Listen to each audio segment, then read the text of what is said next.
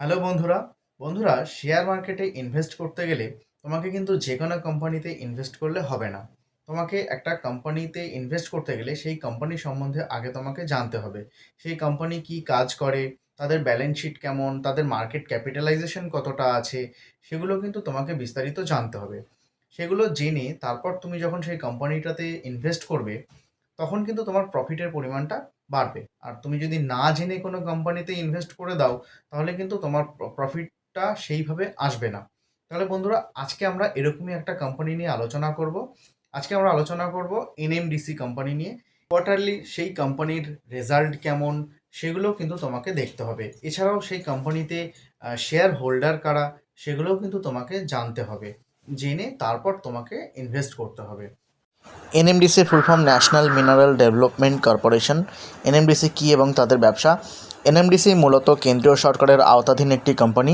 NMDC হিরে, লৌহ আকরিক অনুসন্ধান ও উৎপাদন, বিক্রয় এবং বায়ুশক্তি উৎপাদন বিক্রয়ের সাথে জড়িত।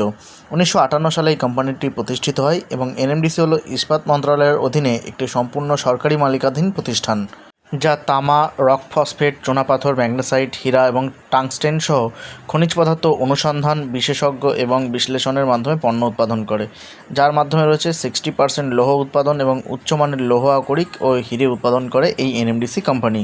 এই এনএমডিসি কোম্পানির মূল্য সম্পর্কিত তথ্য: এই কোম্পানির মার্কেট ক্যাপিটালাইজেশন বর্তমানে কিন্তু 61,393 কোটি টাকা এবং বর্তমান প্রাইস হচ্ছে এর 69 টাকা 80 পয়সা।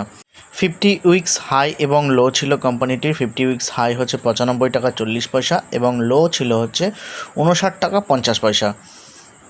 আর এবার দেখে নিই স্টক পি হচ্ছে 9.44।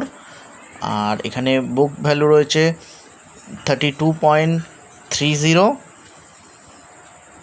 এই কোম্পানি ডিভিডেন্ড দিয়েছে 3.55% রেট অনুযায়ী। আর আরওসি হচ্ছে 30.9%, আরওই 23.9%। আর কোম্পানিটির ফেস ভ্যালু হচ্ছে 1 টাকা। এবার এই কোম্পানির চার্টটা দেখে নিই।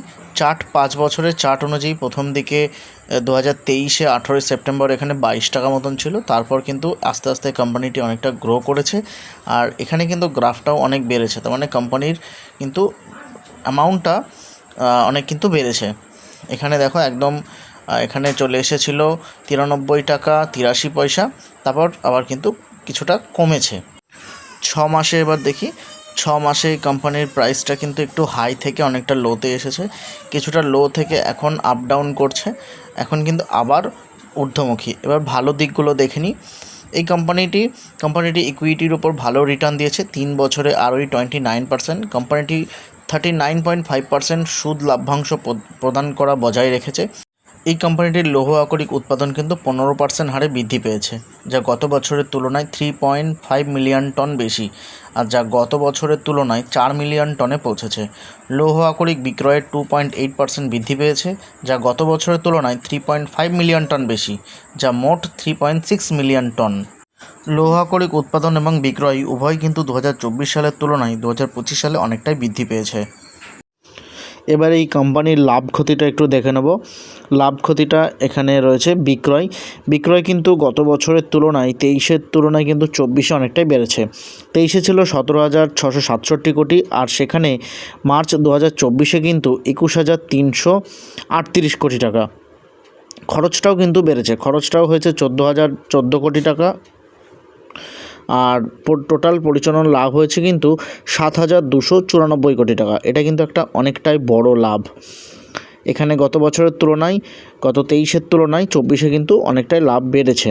আর কর দেওয়ার আগে কোম্পানিটার লাভ গত বছরের তো ছিল হচ্ছে 7,646 কোটি টাকা, আর এবার হচ্ছে 7,942 কোটি টাকা। আর এটা করের পূর্বে। আর কর দেওয়ার পর লাভ রয়েছে কিন্তু 5,575 কোটি টাকা। এটা কিন্তু গত বছরের তুলনায়, মানে 23 মার্চের তুলনায় 24-এ কিন্তু লাভটা অনেকটাই বেড়েছে। দেখছো বন্ধুরা, এখানে 5,575 কোটি টাকা কিন্তু লাভ কোম্পানিটার বেড়েছে। তাহলে এই কোম্পানি কিন্তু আস্তে আস্তে গ্রো করছে। এবার কোম্পানির আর্থিক বিবরণটা দেখে নিই। এখানে রাজস্ব বা রেভিনিউ কিন্তু প্রত্যেক বছরই কোম্পানির এখানে বেড়েছে। এখানে ডিসেম্বর 24-এর 6,943 কোটি টাকা কিন্তু বেড়েছে। লাভ প্রফিটও কিন্তু অনেকটাই বেড়েছে। ডিসেম্বর 24-এ এখানে দেখতে পাচ্ছ বন্ধুরা 1,897 কোটি টাকা কোম্পানির কিন্তু বেড়েছে।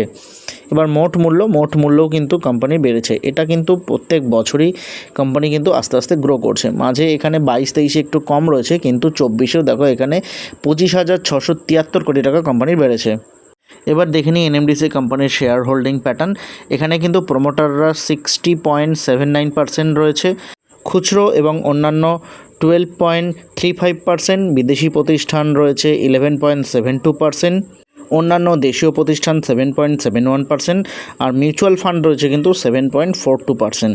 এখানে কিন্তু প্রোমোটাররা অনেকটাই বেশি শেয়ার হোল্ডিংয়ে রয়েছে। শেয়ার মার্কেটে ইনভেস্ট বাজারগত ঝুঁকি সাপেক্ষ। এই ভিডিওটি শুধুমাত্র শিক্ষার উদ্দেশ্যে তৈরি করা হয়েছে। স্টক মার্কেট বা শেয়ার মার্কেটে বিনিয়োগ নিজের দায়িত্বে করবেন। কোনো রকম আর্থিক ক্ষতির জন্য আমার এই ভিডিও বা চ্যানেল কোনো রকম দায়ী নয়।